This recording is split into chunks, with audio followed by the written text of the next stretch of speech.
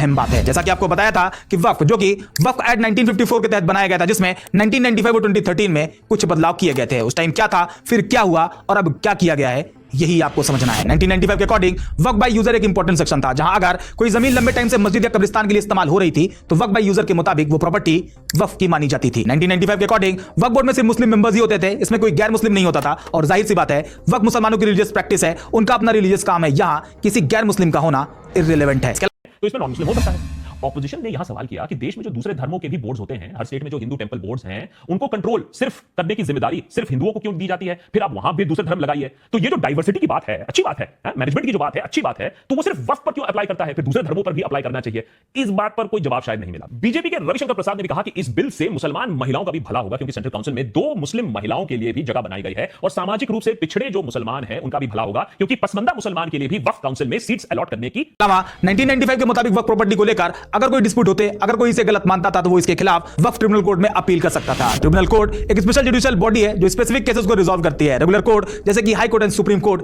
इनके पास बहुत से तरीके के केसेस होते हैं, जबकि ट्रिब्यूनल के पास किसी स्पेसिफिक टाइप के केसेस ही आते हैं, जहां ट्रिब्यूनल का मकसद है कि केस को जल्दी रिजॉल्व किया जाए। इंडिया में कई तरह की ट्रिब्यूनल कोर्ट बनाई गई है, जैसे टैक्सेशन के लिए ट्रिब्यूनल कोर्ट है, लेबर इश्यूज के लिए है, एडमिनिस्ट्रेटिव इश्यूज के लिए भी है। इसी तरह वक्फ के लिए भी ट्रिब्यूनल कोर्ट बिना कागज के सालों से अगर कोई प्रॉपर्टी वो इस्तेमाल करते आए हो, कब्रिस्तान हो, मस्जिद हो, उसे वो जमीन वक्फ डिक्लेयर कर सकते हैं। दूसरा पॉइंट, वक्फ एक्ट का सेक्शन 40 का जो प्रावधान है, जिसके तहत वक्फ बोर्ड के पास हक होता है कि वो डिसाइड करे कि कौन सी जमीन वक्फ के अंडर फॉल करती है या नहीं। आरोप यहां है कि वक्फ बोर्ड अक्सर अपनी मनमर्जी करता है और अलग अलग जमीन को वक्फ ग्रैब करने की कोशिश करता है, उसे वक्फ घोषित करके। तीसरा पॉइंट, अगर कोई आदमी या संस्था वक्फ बोर्ड के क्लेम को चैलेंज करता है तो वक्फ ट्राइब्यूनल सिस्टम में ढंग से इंसाफ नहीं मिल पाता है। बनाई गई है, मतलब ट्रिब्यूनल मुसलमानों का कोई पंचायती सिस्टम नहीं है, बल्कि एक कोर्ट है, एक जुडिशियल बॉडी है। और 1995 के अकॉर्डिंग अगर किसी को लगता था कि वक्फ गलत कर रहा तो वो ट्रिब्यूनल कोर्ट जा सकता था। मोटा मोटा ये कुछ इंपॉर्टेंट सेक्शन है जिसमें बदलाव हुआ है। साल 2013 में एक बार फिर वक्फ अमेंडमेंट होता है, लेकिन कोई खास बदलाव नहीं किए जाते। पहले जिस तरह मुस्लिम वक्फ के मेंबर्स होते थे, वैसे ही अब भी वो वक्फ के मेंबर्स होते हैं। 2013 में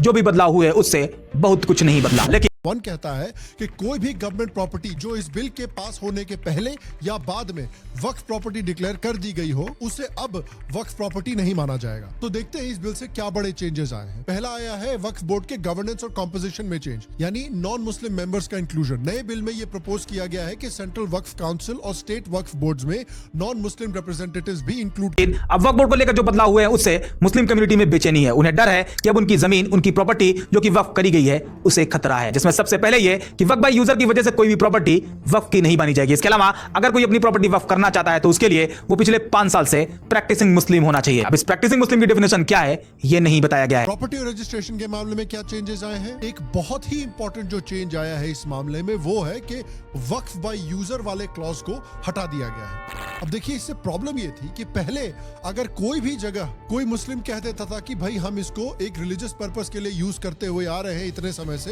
तो उसको आर्बिट्रेरीली वक्फ प्रॉपर्टी डिक्लेयर कर दी जाती थी।